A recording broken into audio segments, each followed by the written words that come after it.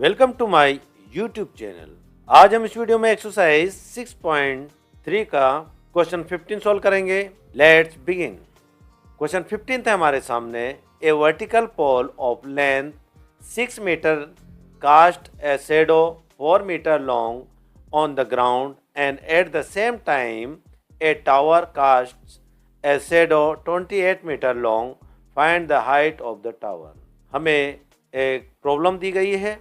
According to that problem हमने यहाँ पर दो ट्राइंगल हमने यहाँ पर ड्रॉ किया है।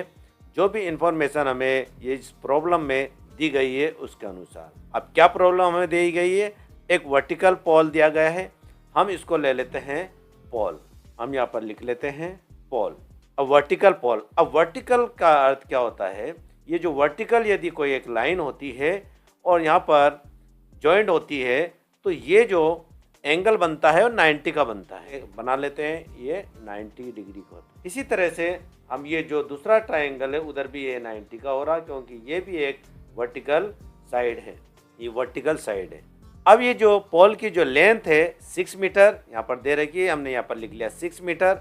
इसकी जो हाइट है, ये हाइट ये वाली होगी ए बी वाली, और ये कास्ट है शैडो।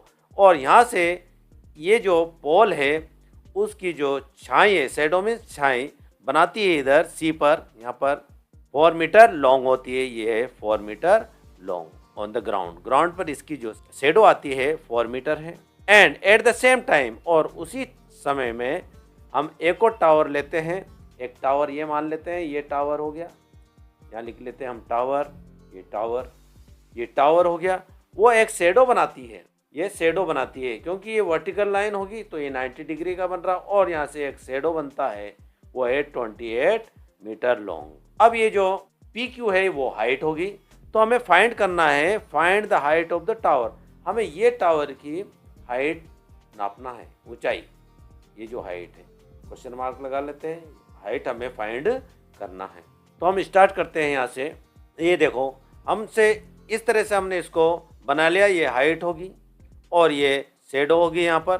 तो इस तरह से 90 डिग्री का एक ट्राइंगल बना है, राइट एंगल। इसका राइट एंगल है। तो हम यहाँ पर देखेंगे ए बी सी एक ट्राइंगल बना, और एक ट्राइंगल इसमें बना पी क्यू आर, ये पी क्यू आर। हम इसे यहाँ पर लिख लेते हैं सॉल्यूशन में। यहाँ लिखते हैं solution in triangle A B C and triangle P Q R. ये हमने ले लिया, हमने ये ले लिया ए बी सी, ये A B C and P Q R, ये ट्राइंगल, दोनों ट्राइंगल हमने यहाँ पर लिख लिया। अब यहाँ हम देखेंगे क्या इक्वल है। अब देखो यहाँ पर ये जो ट्राइंगल है इसमें ए बी सी, ये ए बी सी, ये बी एंगल है वो 90 डिग्री का है। और इसके क्रॉसपोंडिंग एंगल कौन सा आ गया? वो क्रॉसपोंडिंग एंगल आ गया है पी क्यू आर, ये क्यू वाला। तो एंगल बी और एंगल Q ये इक्वल होंगे। तो हम यहाँ लिख लेते हैं angle B equal to angle Q। किस रीजन से? बोथ 90 डिग्री, दोनों 90 डिग्री के हुए। अब इसके बाद हम देखते हैं, यहाँ पर देखो ये जो पोल है, पोल की जो शैडो है वो इधर आ रही ग्राउंड पे, और उसकी जो लेंथ है वो है 4 मीटर। क्या है? 4 मीटर लॉन्ग है। ये देखो, ये 4 मीटर लॉन्ग।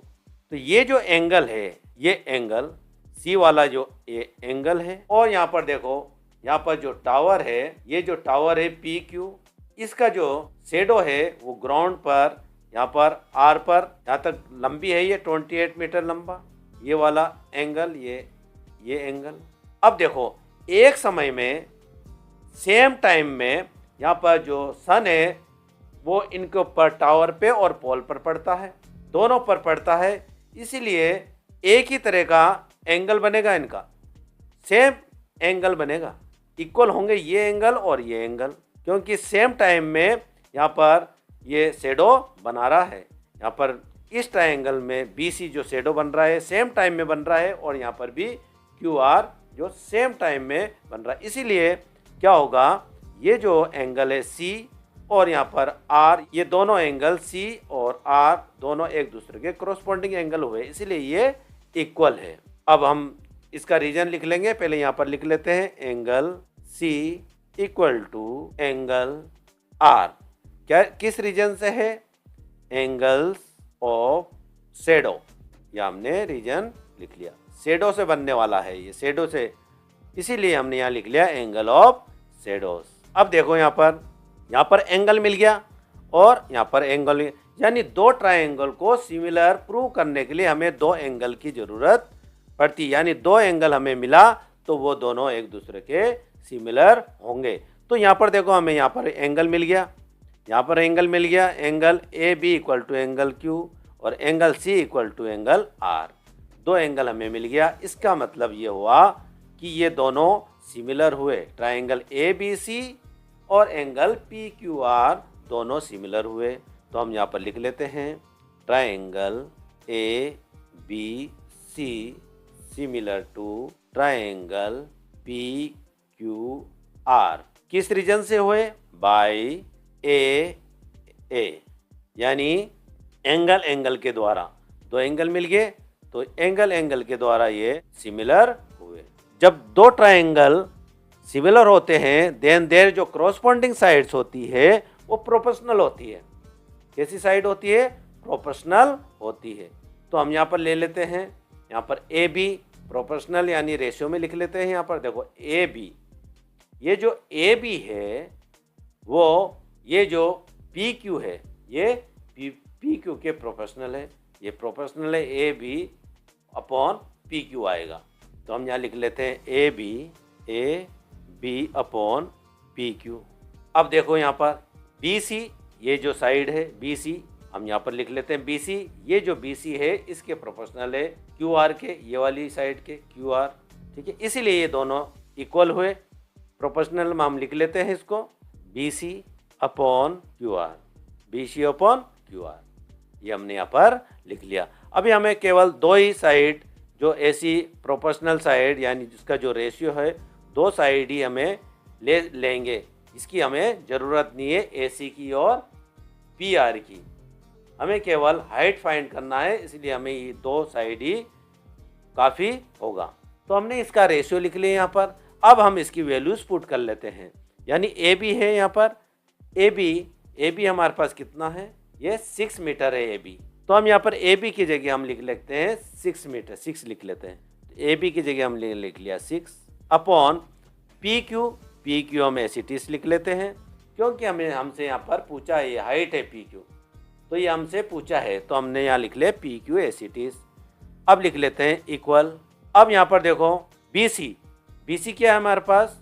बी सी है हमारे पास 4 मीटर, तो हम यहाँ पर बी सी की जगह लिख लेंगे 4 मीटर, ये 4 हो गया, अपॉन हमारे पास क्यू आर, ये जो क्यू आर है ये क्यू आर वो है 28 मीटर, तो इसकी वैल्यू हम लिख लेते हैं क्यू आर की, वो क्यू आर की जो वैल्यू है वो है 28।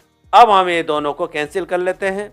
अब इससे इसको कैंसिल करते हैं, 4 1 जा 4 और 4 7 जा 28, ये हो गया कैंसिल। अब क्या करेंगे, हम इसको क्रॉस मल्टीप्लाई कर लेंगे, पी क्यू को 1 से मल्टीप्लाई करेंगे तो आया हमारे पास पी क्यू इक्वल टू 6 को 7 से मल्टीप्लाई करेंगे, 6 7 जा 42, ये 42 हो गया।